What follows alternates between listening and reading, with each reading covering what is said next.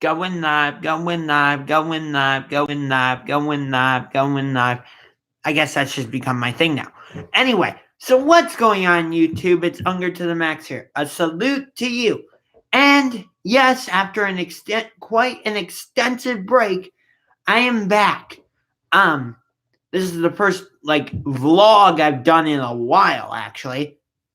Don't know why I haven't made a video in so long. Actually, I do know why. It's because I had to deal with schoolwork and final exams and this and that. But I'm on winter break, passed all my classes, so yeah. Don't go back to school until January 13th. So I've got a little bit of time. And I figured, it's 2:53 on a Tuesday, December 11th. Why not do a live stream? I mean, there's been a lot to talk about. Why not? So let's see where to start. Well, let me start with this. So the Browns just faced the Arizona Cardinals and got shredded by their running game. I mean, for God's sakes, they gave up four touchdowns to Kenyon Drake, and Kyler Murray was able to run for like a 33-yard scamper in the middle of the game. So the Browns' run defense struggled with Arizona's run game, which is kind of middle of the pack. And now, this week, on Sunday, in the final home game, they have to take on arguably the best running game in the NFL, featuring Lamar Jackson, Gus Edwards, Mark Ingram. Yeah, they have to play the Baltimore Ravens. And for the Browns to keep their playoff chances, their slim playoff chances alive, they have to win at this week against Baltimore, at Cincinnati, and what else has to happen? Let's see.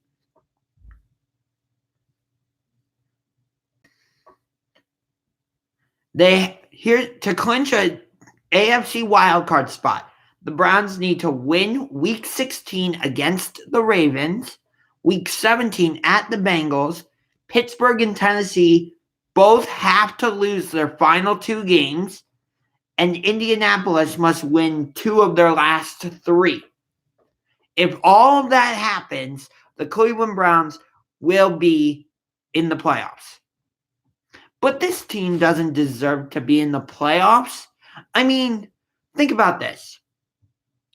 They have a head coach who does not deserve to be a head coach. He should have stayed offensive coordinator. But I guess the Browns had no choice but to make him head coach, because if they hadn't, apparently there were other teams interested in making Freddie Kitchens a head coach. Based on this season, though, I don't know why, because he's been terrible as a head coach. I mean, think about this for a second. Has there been any game that the Browns have won? Forget the losses for a minute, okay? So toss aside the 18 penalties in one game against the Titans and, the screw up against the Rams. Again, why are you running a draw play on 4th and 9? And, forget losing to the Patriots when you had an opportunity to go into New England and make a statement, and forget losing to a third-string quarterback, not once, but twice, because the Browns lost at Denver against Brandon Allen, and then they lost at Pittsburgh against Devlin Hodges. So forget the losses for a minute. Just focus on the wins. Has there been any Browns victory of the 6 where instead of talking about the Browns victory the next day, or let me say this. I'm sorry, I'm phrasing this a little weird. Has there been a Browns victory where the next day we were actually talking about the Browns winning a game? I can't think of any. Let me go through the list. Okay, week 2 at the Jets, Monday Night Football. Browns won that game 23-3. But were we talking about that the next day? No, we were talking about the whole Odell Beckham Jr. helmet visor situation, whatever. Week 4 at the Ravens. Browns won that game somehow. 40-25, I think it was. Somewhere in that range. Were we talking about how well the Browns played and how they went into Baltimore and beat the Ravens? No, we were talking about I believe it was OBJ Marlon Humphrey scuffle. Let's see. When was our next win? Week 10 against Buffalo. 19-16. An ugly old-fashioned kind of hard-hitting defensive battle. Were we talking about how the Browns played? No, we were talking about their red zone struggles.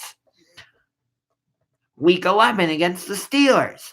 On Thursday Night Football. Browns beat the Steelers 21-7. Were we talking about that after the game and the day after? No, we were talking about the last 8 seconds when Myles Garrett decided to be an idiot, pull off Mason Rudolph's helmet and slam it over his head.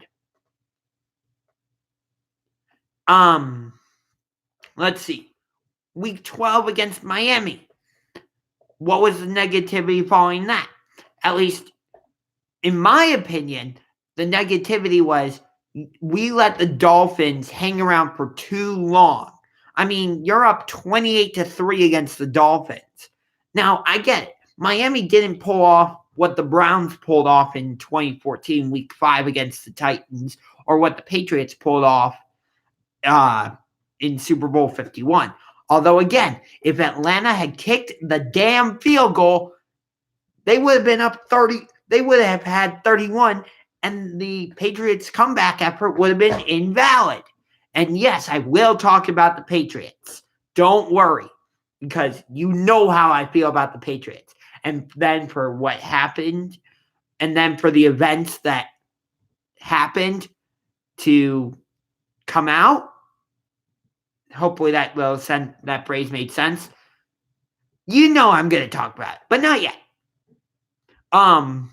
So for me, it was the negativity was you let the Dolphins hang around for too long.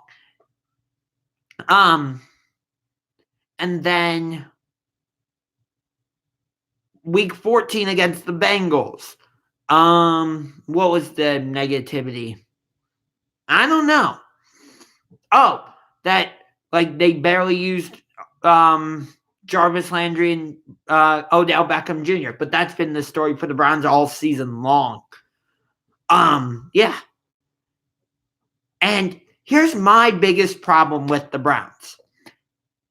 Okay, I get that you might need to rely more on the run game or the pass game based on what the opponent's defensive strength is, but literally, you have to have an offensive identity. Look at the Baltimore Ravens.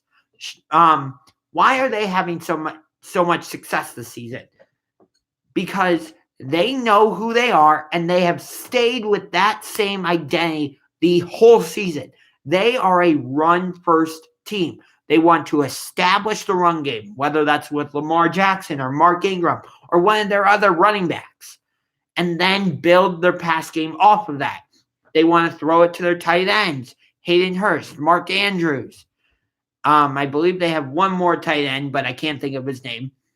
And they want to use the quick passing game to get it to their receivers like Hollywood Brown, Willie Snead. That's what they're doing. The Browns can't seem to do that. Like 1 week, they come out and they run the ball first. And I'm like, okay, we're a run first team. The next week, nope, we're not a run first team. We're a pass first team. I mean, here's a perfect example. Week 6 against the Seattle Seahawks, which we should have won that game. But due to Russell Wilson being a veteran quarterback and not getting discouraged or anything like that, and some questionable calls by the referee and bad coaching by the Browns, the Seahawks were able to come back and win that game 32-28. But that's not the part I want to talk about. First half of that game, what happened? Okay? The Browns come out and they are running the ball to set up the quick passing game.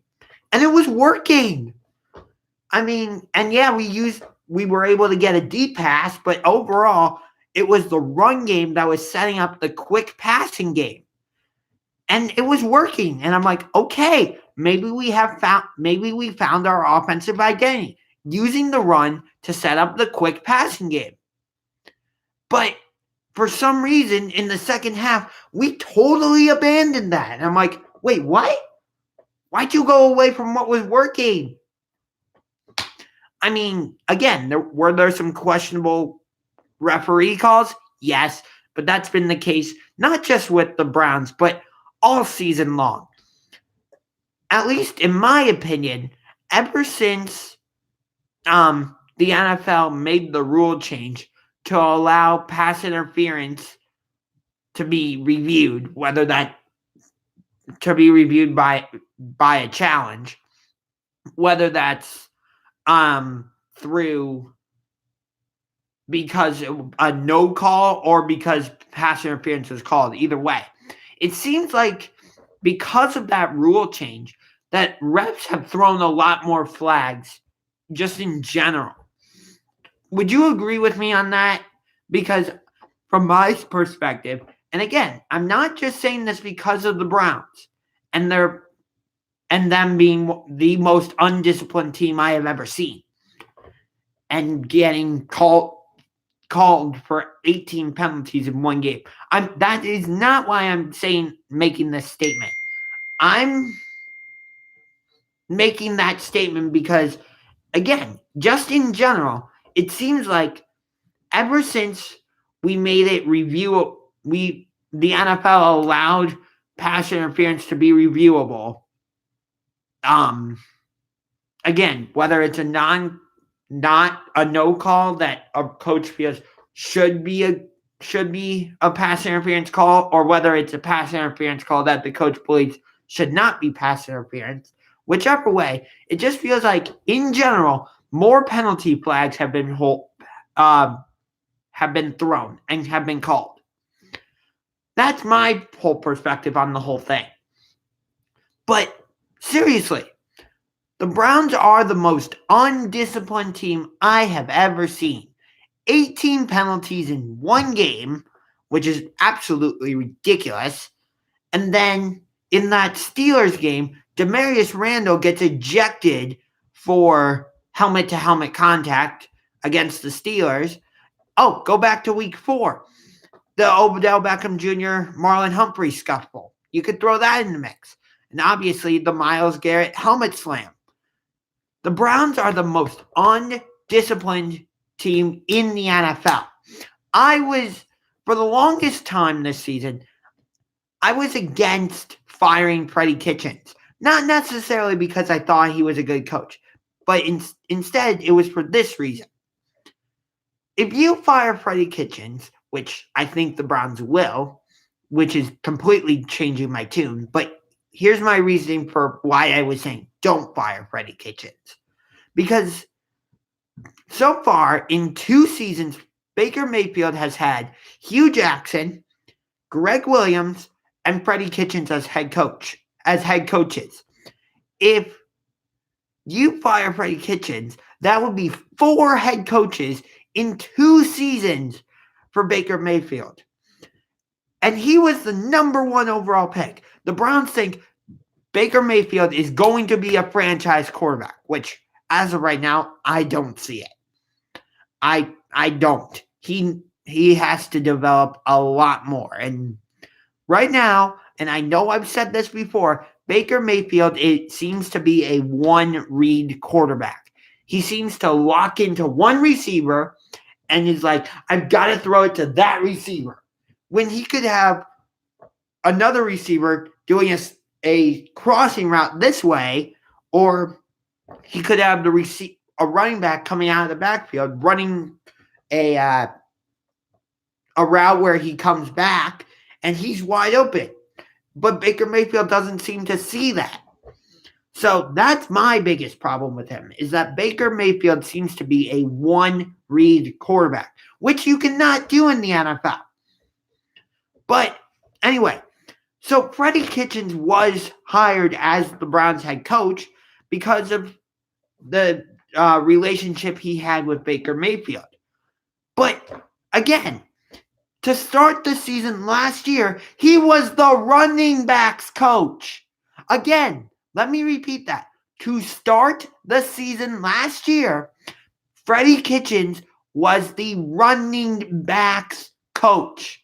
So in one season, in a span of 8 months, not even a year, 8 months, Freddie Kitchens went from running backs coach to interim offensive coordinator to head coach.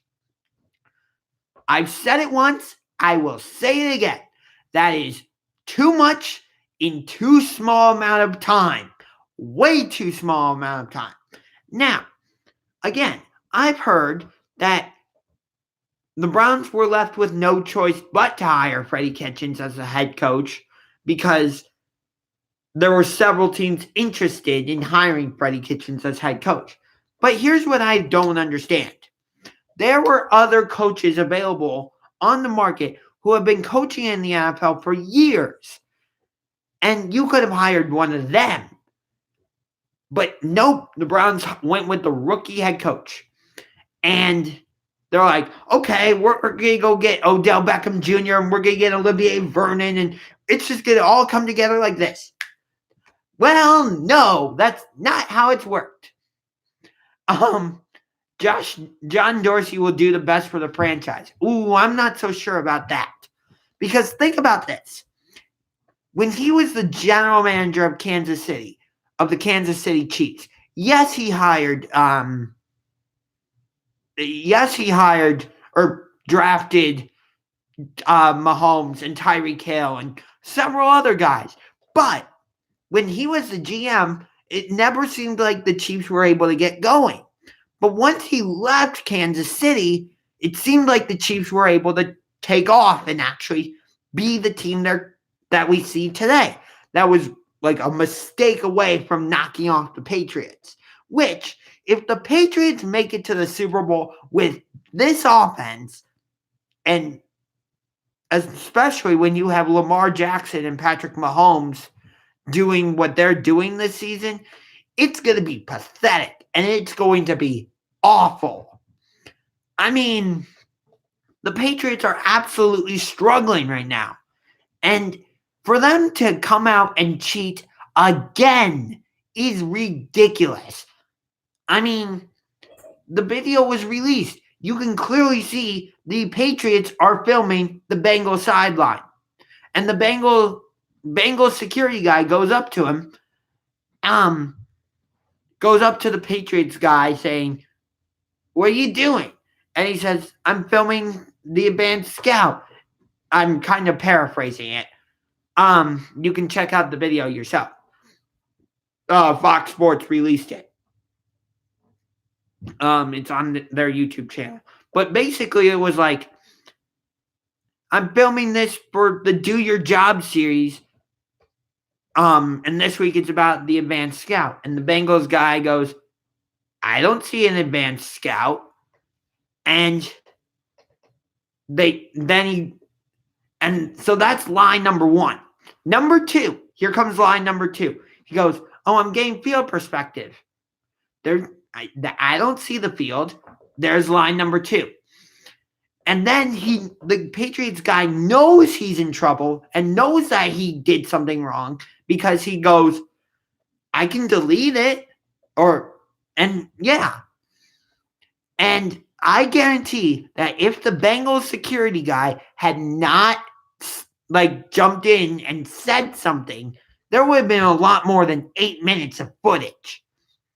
This is the third time the Patriots have been caught cheating. Spygate, Deflategate, Spygate 2.0. Now, let me say this. Yes, I believe the Patriots are cheaters and liars. I will stand by that. And yes, I will still call my alternative name for the New England Patriots is the New England Cheat-Riots. Sorry, Patriots Nation tattoo, but I believe that. But let me say this. Does it diminish the Patriots dynasty? Yes, it does. It takes it down a couple notches on the pegboard. Yes, it does.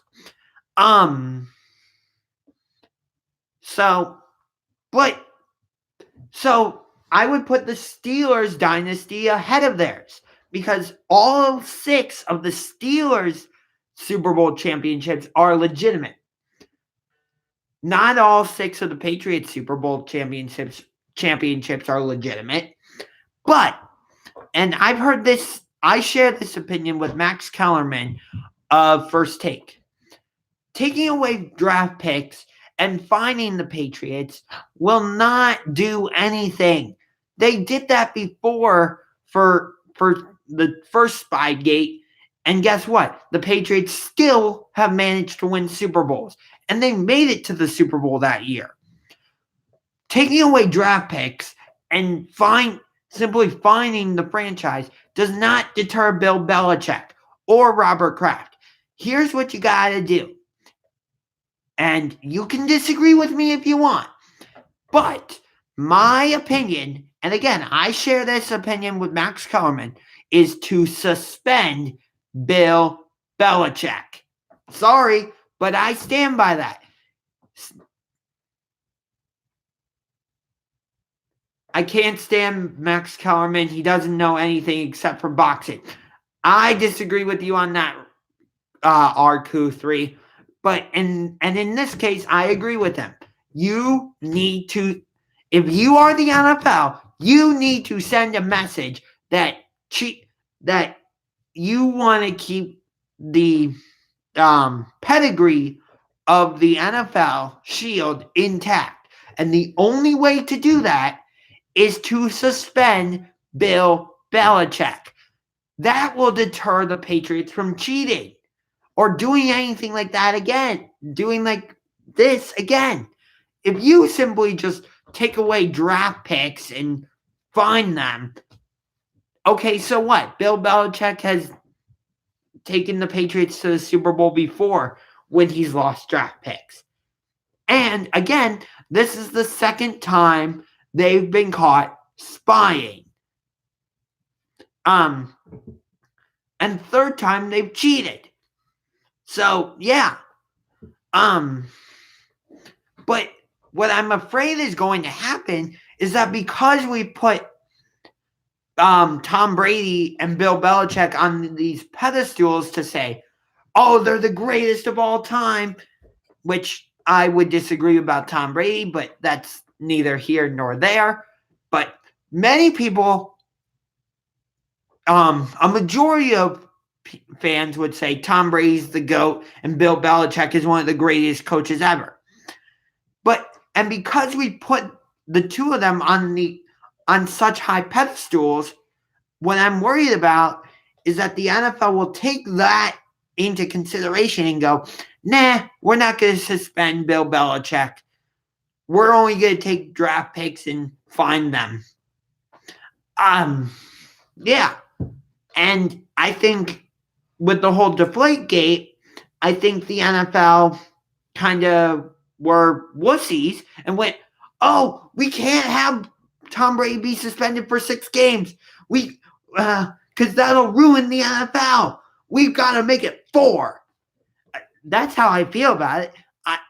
I get it. Tom Brady fought tooth and nail. And I have to say, I respect him for that. He fought it tooth and nail every step of the way. And he eventually got his way. And I'm pretty sure the Patriots would go on to win that Super Bowl.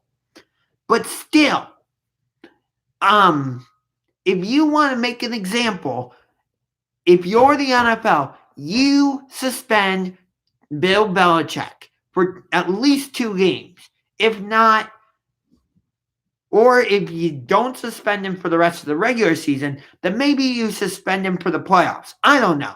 But in some capacity, the NFL should suspend Bill Belichick. I know, that's probably an unpopular opinion. I get it. But this is the second time they've been caught spying.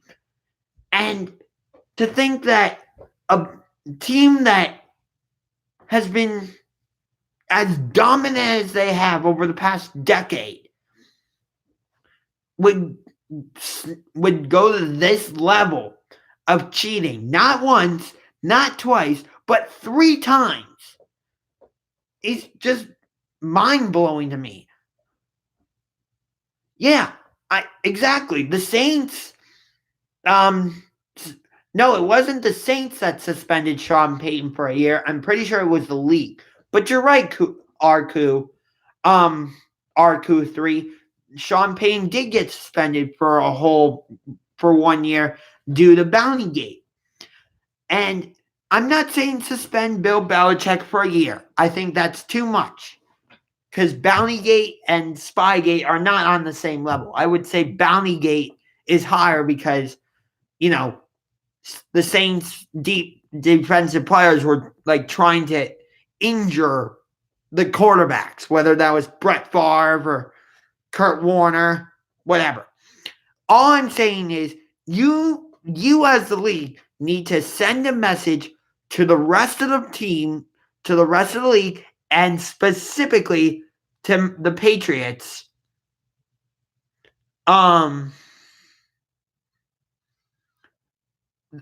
That you need to send a message to the Patriots and the rest of the league that this type of behavior will not be tolerated. And I feel like the only way to make that message loud and clear is to suspend Bill Belichick.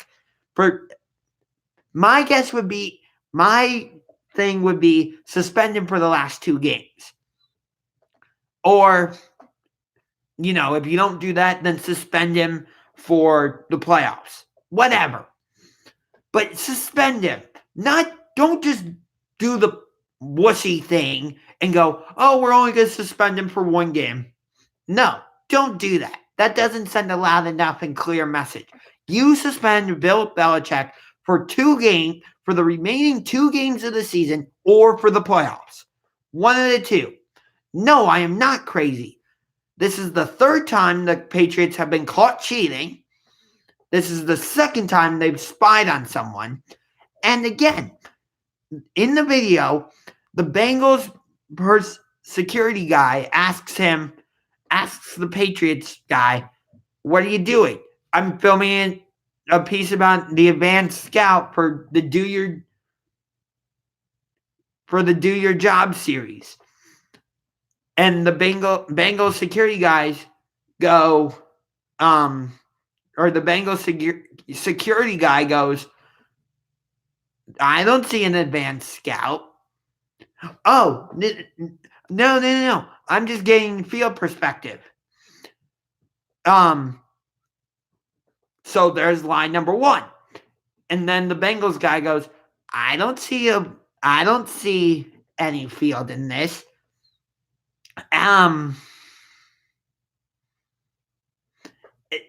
there's line number 2. And then he knows he's doing something wrong because, again, he goes, I can delete it. I can stop and delete it. And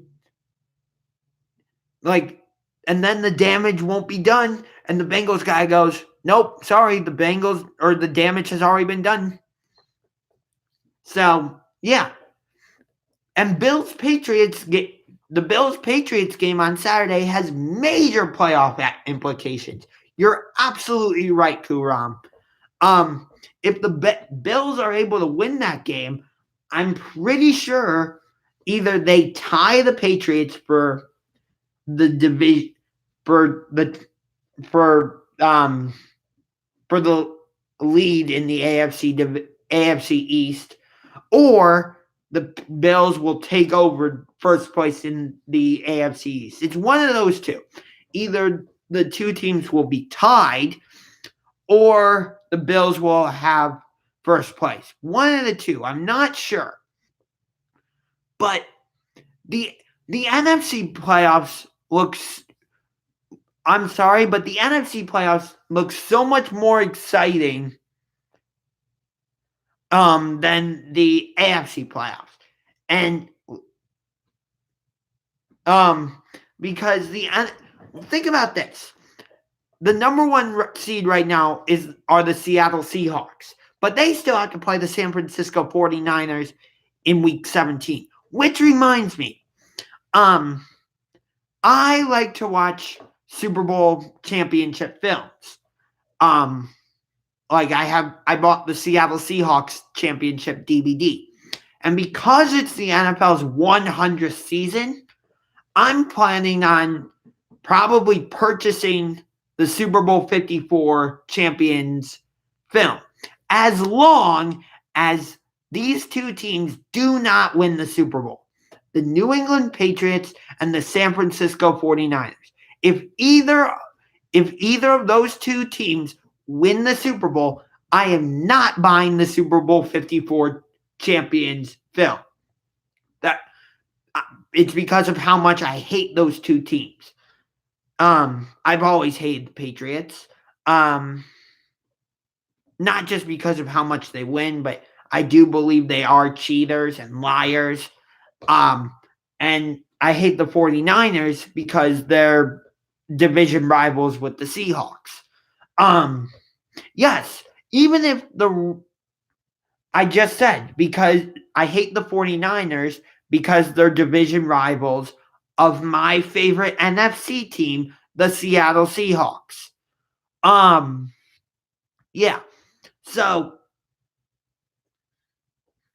even if the Ravens were to win the Super Bowl, I would still want that film. Because, and that might sound a little bit crazy for me to say, since I am a Browns fan first. I can't believe I don't know why I still support the Browns when they're the Cleveland Browns are the only team within the decade to not have a winning record. Think about that for a second. There are 32 teams in the NFL. How is it that the Cleveland Browns are the only team in the decade to not have a winning record? Really? Okay. And this season, the Browns played the NFC West and the AFC East. So they started and they played the Titans and Broncos because the Titans and Broncos both finished in third place in their divisions. So, the Browns finished 0-4 against the NFC West. They lost week 3 against the Rams, although they shouldn't have, because they essentially shut down the Rams' run game. And the Rams' passing game was pretty much held in check as well. But if it hadn't been for some stupid coaching decisions, like, I don't mind going for it on 4th and 9, but why would you call a draw play? That one made no sense. And then week 5 against San Francisco, the Browns just flat out got destroyed. The 49ers ate Baker Mayfield for breakfast, lunch, and dinner. And then against Seattle, again, some questionable calls by the refs. Some questionable coaching decisions, like the Browns or Freddie Kitchens should not have challenged the one play. I agree that it was close, but right as Freddie Kitchens throws the challenge flag, Baker Mayfield completes a pass to the receiver for a touchdown. And if Freddie Kitchens hadn't thrown the challenge flag, then that would probably would have been a touchdown, And that could have made the difference. We won't know.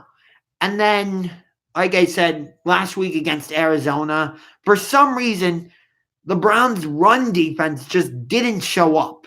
And Arizona was able to run all over the Browns. And that does not bode well for them this week because, again, they have to play I would argue, the number one rushing offense in the NFL. When Lamar Jackson, Mark Ingram, Gus Edwards, and the Baltimore Ravens come to town. Again, I know the Ravens use the passing game, and they primarily use their tight ends like Hayden Hurst, Mark Andrews.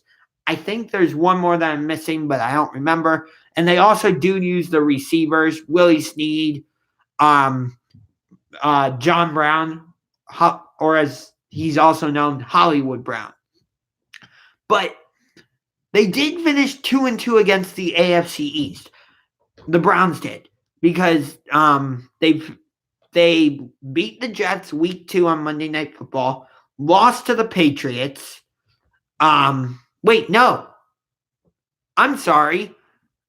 They didn't finish 2-2 against the AFC East. They finished 3-1 against the AFC East. There we go. Because they beat the Jets. They beat the Bills. And they beat the Dolphins. But lost to the Patriots. Again, that was also a winnable game. But it comes back to another coaching decision. For example, why did you accept the penalty on the 4th down? Like, it's stuff like that. So I said this earlier, but and one more thing. I believe for the first time since the Browns returned to Cleveland, the Browns have gotten a win against every team in the division. They beat they beat the Ravens week 4 in Baltimore. They beat the Steelers week 11 in Cleveland on Thursday Night Football, and they beat the Bengals in week 14. So most likely the Browns are going to finish with a let's see, Baltimore, Pittsburgh, Cincinnati,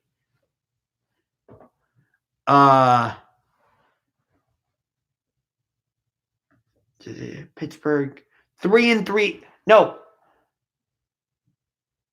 4-2 record against the division, because I think they'll sweep the Bengals, but lose to the Ravens, and they lost to the Steelers earlier in the season. So, yeah, I believe they'll finish with a 4-2 record against the division, which is good, and that is an improvement. But again, that's not enough to keep Freddie Kitchens as head coach. Now, again, I am definitely changing my tune on that, because earlier in the season, even though Freddie Kitchens wasn't doing a good job calling plays, I was still saying don't fire Freddie Kitchens. And here's why. Because if you fire Freddie Kitchens, that would be 4 head coaches in 2 seasons for Baker Mayfield, who has not developed into a good quarterback. But still, that would be Hugh Jackson, Greg Williams, who I think it was a mistake to let him go. Wait, no. That would be...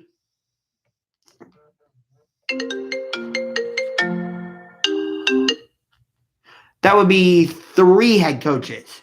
Wait, no. Wait, let me think about this. 3 head coaches. There we go. Hugh Jackson, Greg Williams, Freddie Kitchens, and then whoever you would hire to replace Freddie Kitchens. There we go. That's how I get to 4. But the problem is, if you want Baker Mayfield to develop into a good quarterback, and a franchise quarterback, which right now I don't see him as a franchise quarterback. I don't.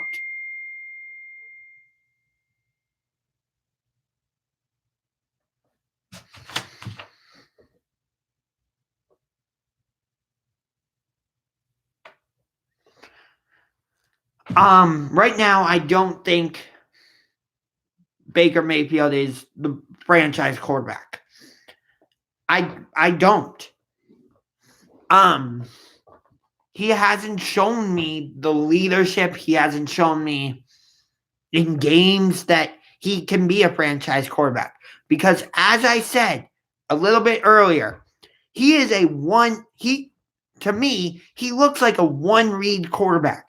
He will see one receiver going down the field and he'll be like, I've got to get it to this one receiver. Like, let's say Jarvis Landry is running a straight or a double move down the field.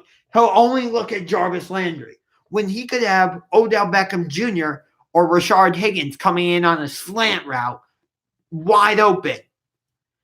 And for some reason, he doesn't get that receiver the ball. I don't know why.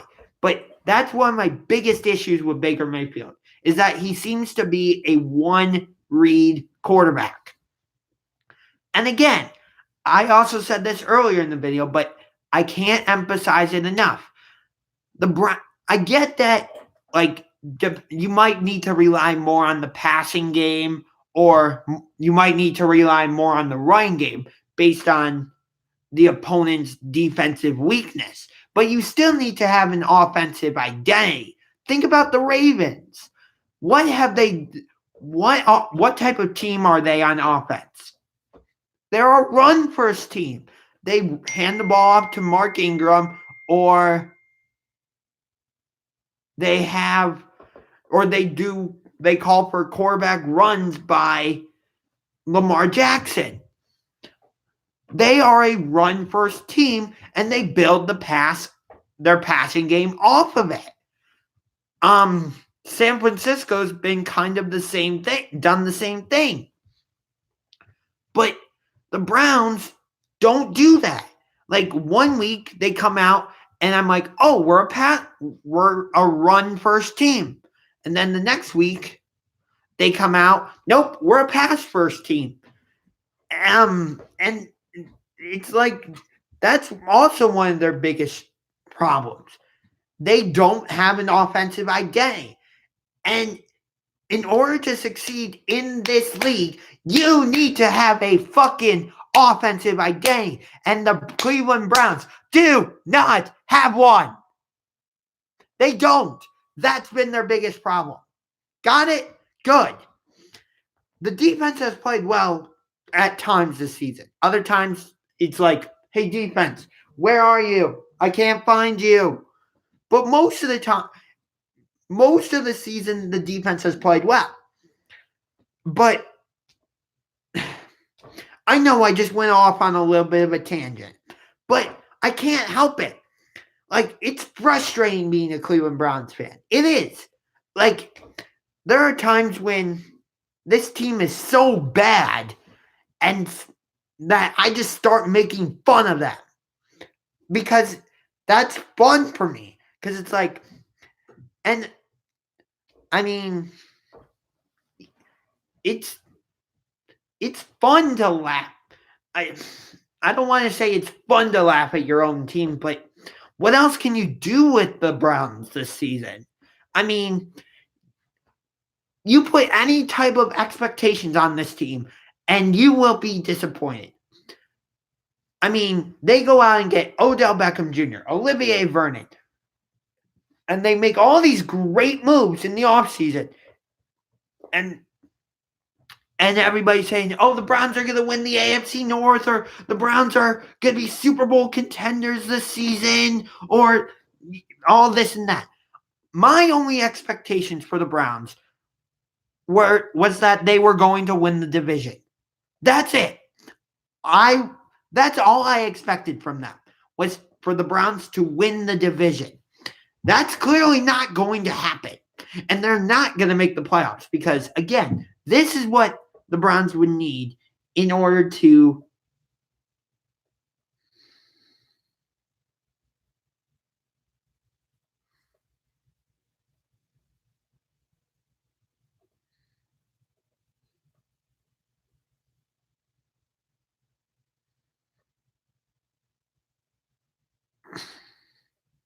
Hold on, just text me a friend back.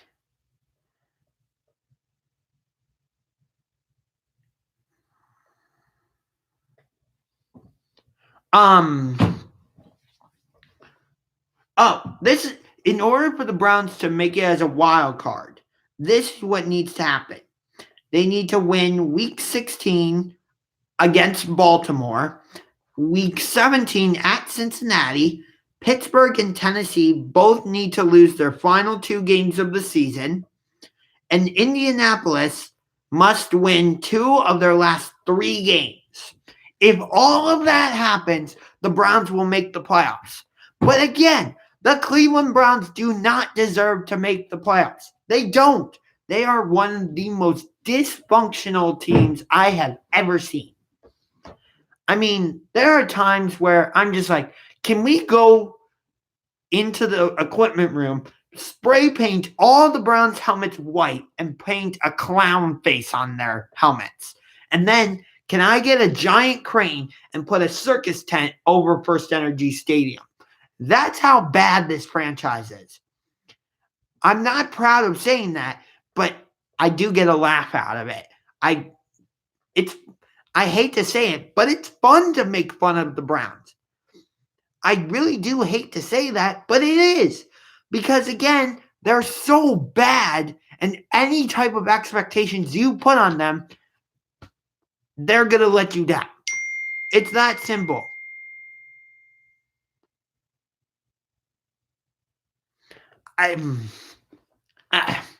But Kuram, you brought up an interesting team. The Dallas Cowboys, who think they're America's team, but they're actually not. When was the last time they did anything in the Super Bowl? Or better yet, when was the last time they made the Super Bowl? Better yet, when was the last time they did anything in the playoffs? Sure, they beat the Seattle Seahawks. Correct. 25 years ago. Sure, last season they beat the Seattle Seahawks in the playoffs. Only because the Seahawks offensive coordinator decided to not do what was working for the Seahawks and go back to a style of offense that wasn't working, and plus their kicker got hurt. And then, so the Cowboys win that game. They go to Los Angeles and get the brakes beaten off of them. Now, the Cowboys did get their revenge on the Rams, but think about this. That game against the Rams, that win against the Rams on Sunday was the Cowboys' first win against a winning team. And think about some of the teams they've lost to. Forget the Saints and the Packers for a minute. And forget the Vikings for a second. They lost to the Jets. What? The Jets have been the absolute giver. The Dolphins were winless, and then they played the Jets in Miami. What happens? The Dolphins won a game. The Jets go to Cincinnati. The Bengals are winless. What happens? The Bengals win. So the Jets are the givers. And yet somehow they beat the Dallas Cowboys. What? Come again?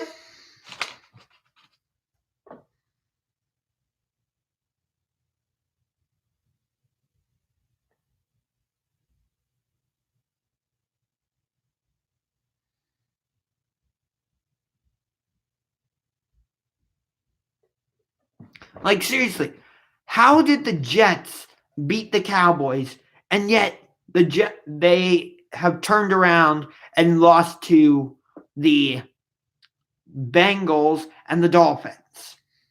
Then again, somehow the Dolphins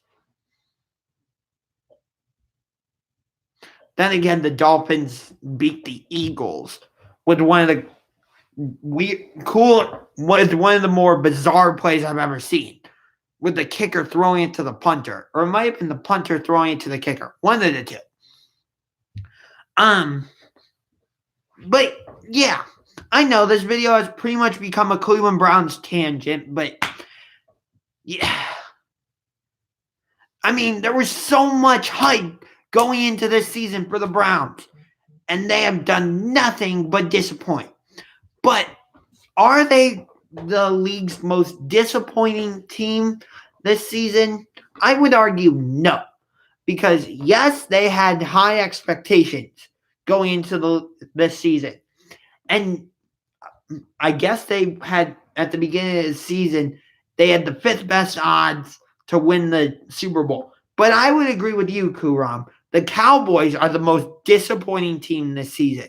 First off, you have the moniker of being America's team. Although I would argue you are not the America's team. I would argue the Green Bay Packers or Pittsburgh Steelers are America's team.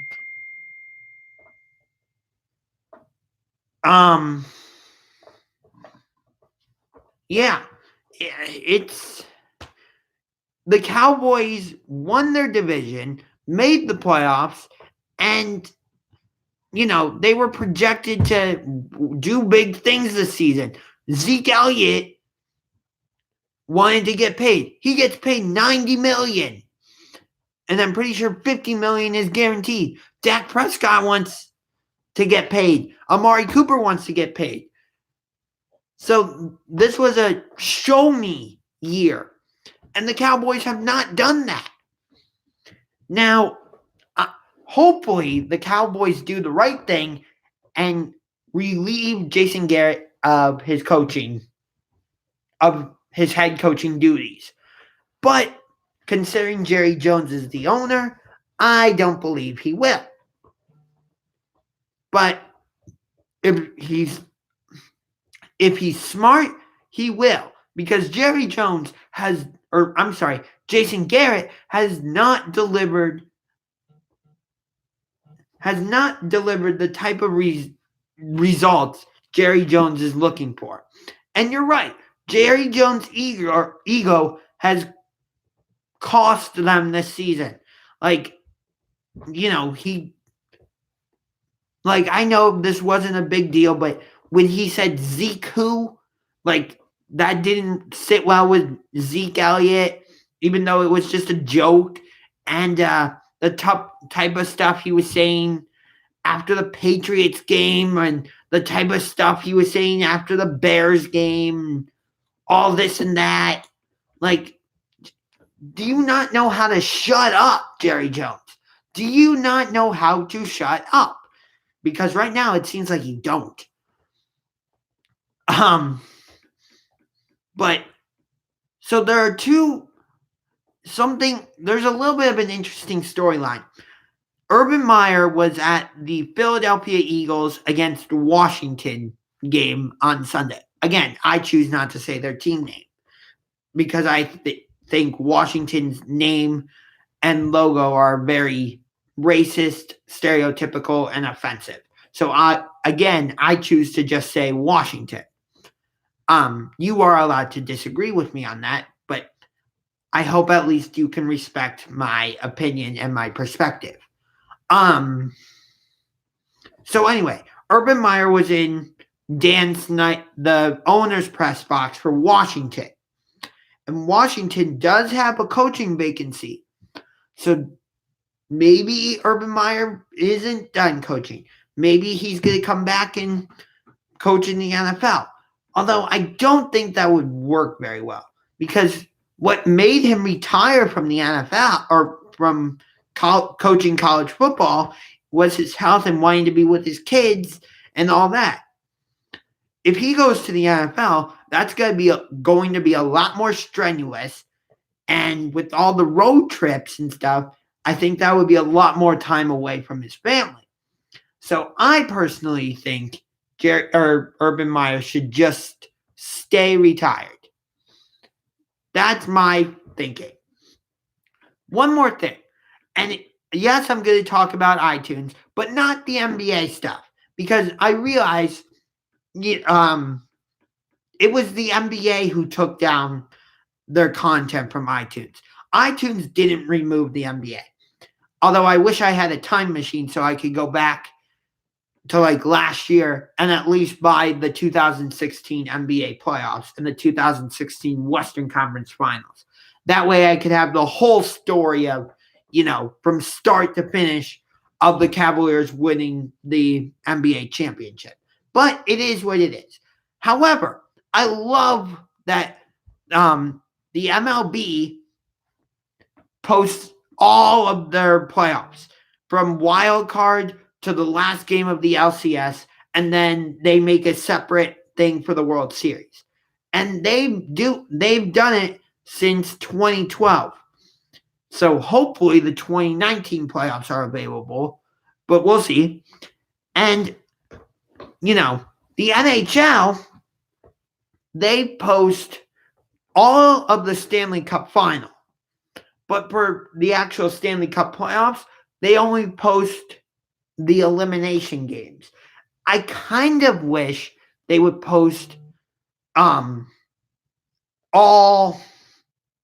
the games from the series, because then I would, as a Blue Jackets fan, I would buy games 1, 2, 3, and 4 from the Tampa Bay series and games 2 and 3 from the Boston series.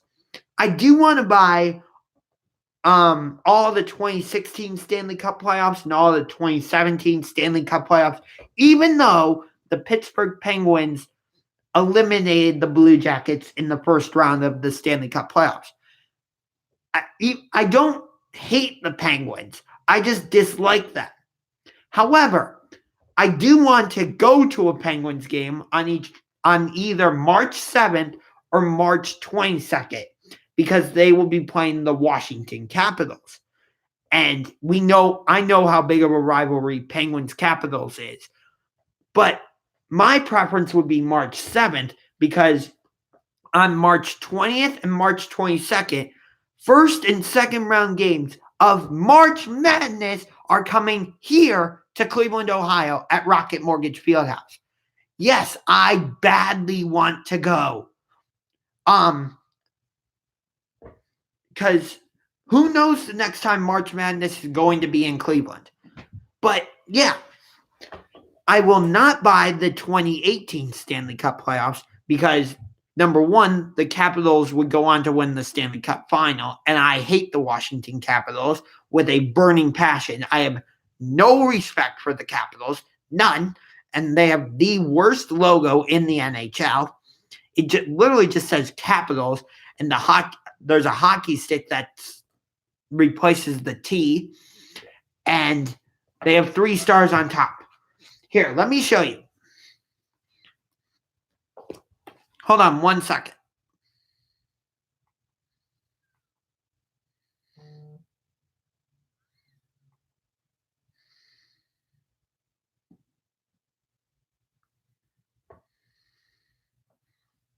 Hold on 1 second.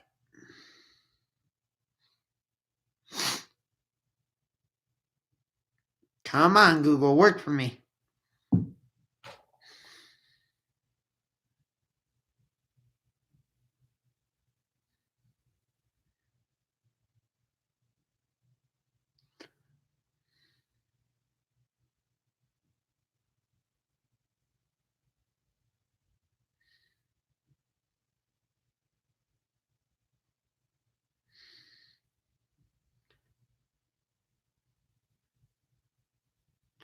That's the Capitals logo. Hopefully you can see it all right. But it literally just says,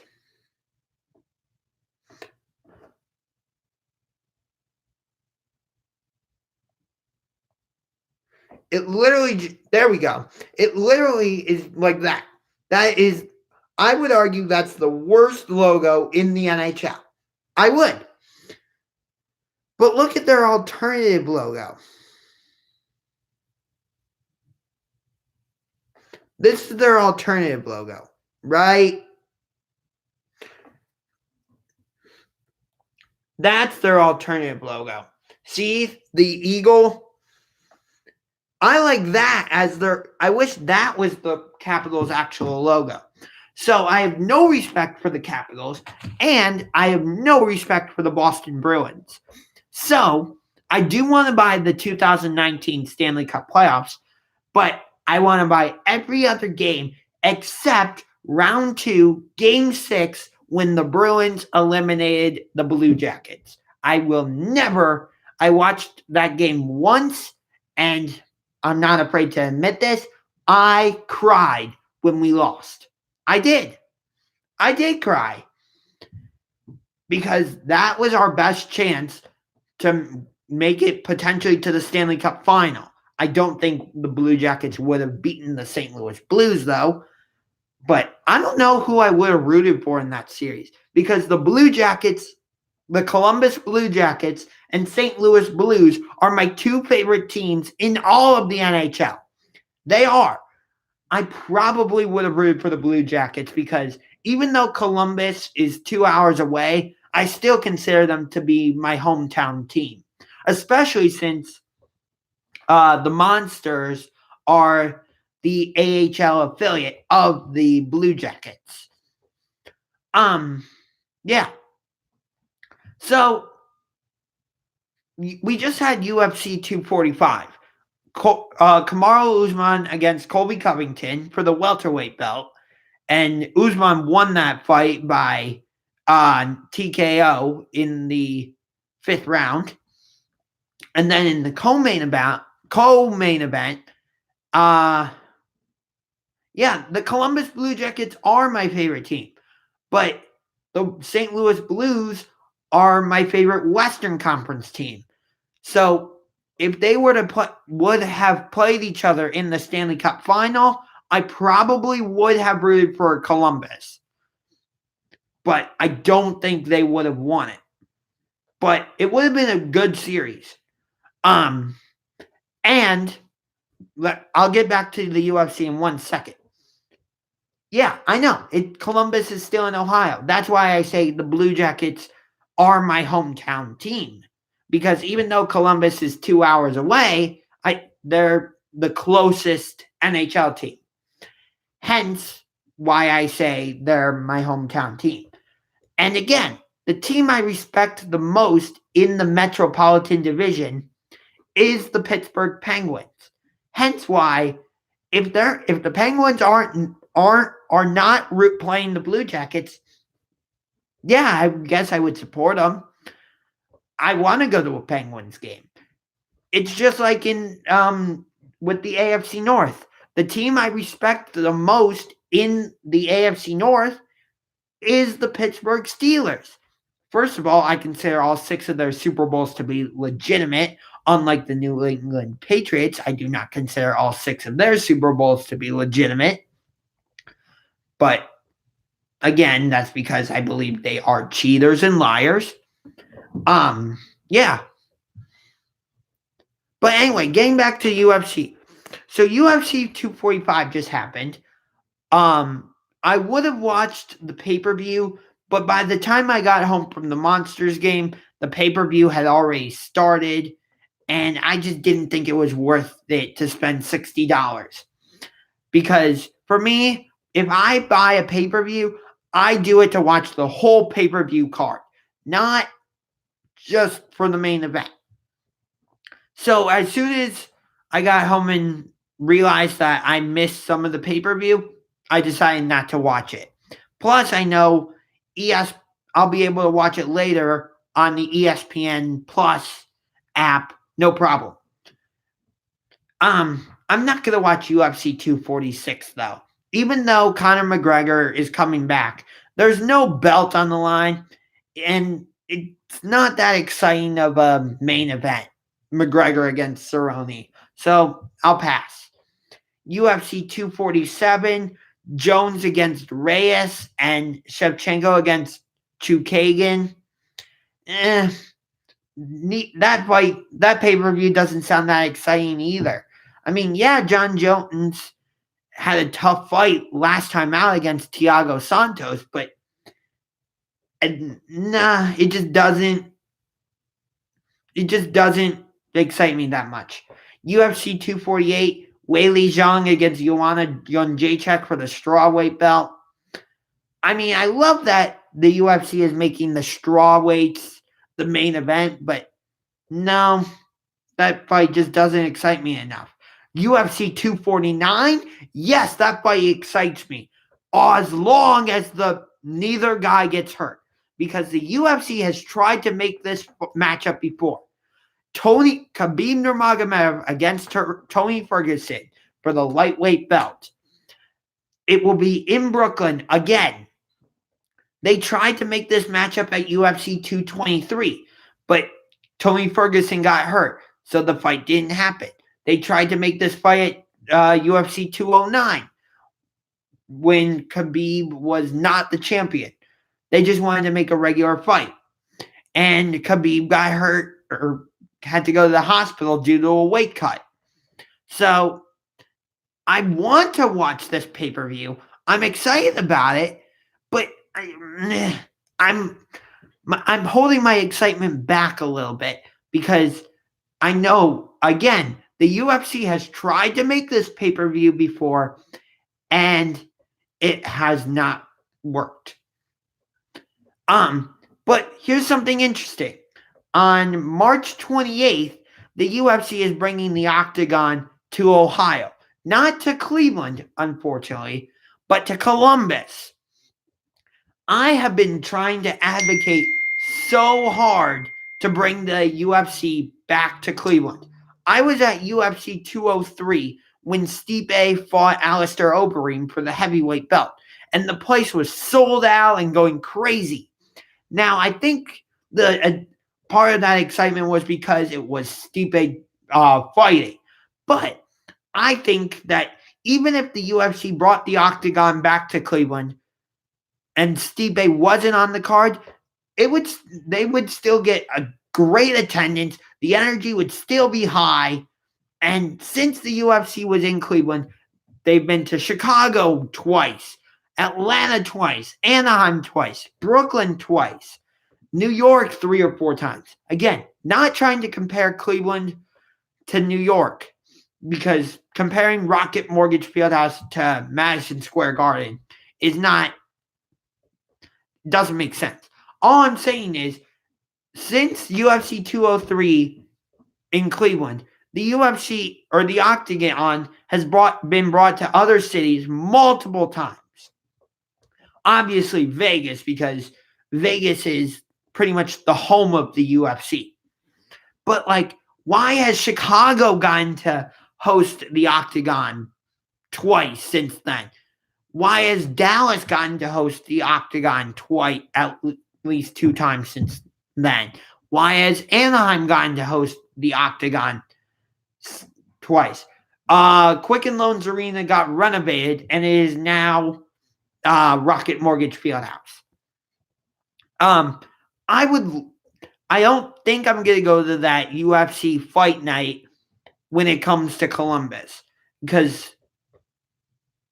my parents wouldn't be willing to drive me down 2 hours for that, especially because the main event won't start for a while.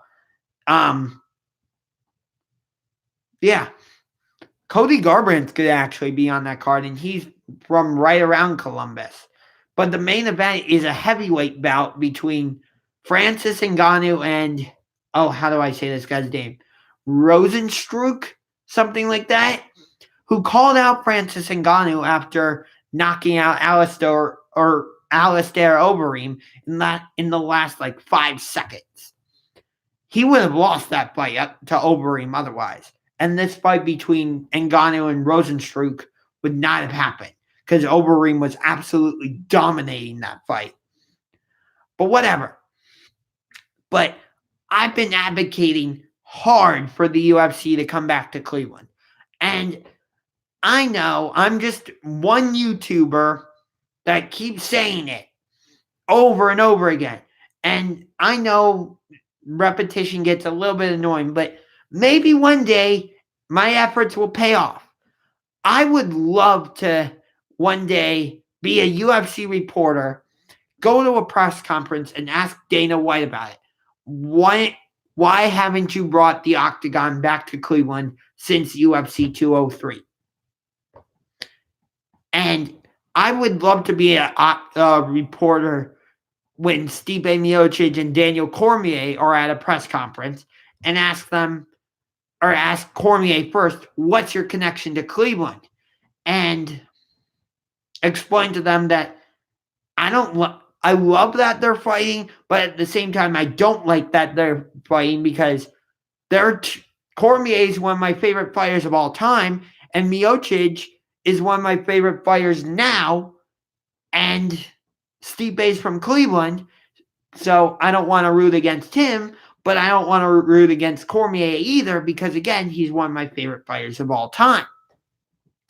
But like Stipe or Cormier, during the UFC 203 post-fight show on Fox Sports 1, was interviewing Stipe, which, again, UFC 203 was in Cleveland, but Cormier was saying, our Cavaliers, our Monsters, our Indians.